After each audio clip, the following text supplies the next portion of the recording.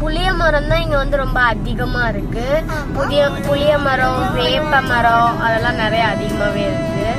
புளிய மரத்துல கூட புளியங்கெல்லாம் இருக்கு. ஜாலியா ஆனவங்கெல்லாம் இங்க வச்சுன்னா ஜாலியா விளையாடுவாங்க.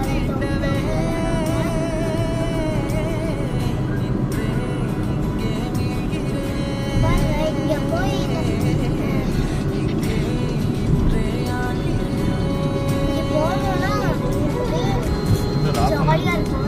பாருங்க, இந்த சைட்ல வந்து பாருங்க, நல்ல மேகம்லாம் அந்த மலையை வந்து மறைச்சிருக்கிறது உங்களுக்கு நல்லாவே தெரியுதா?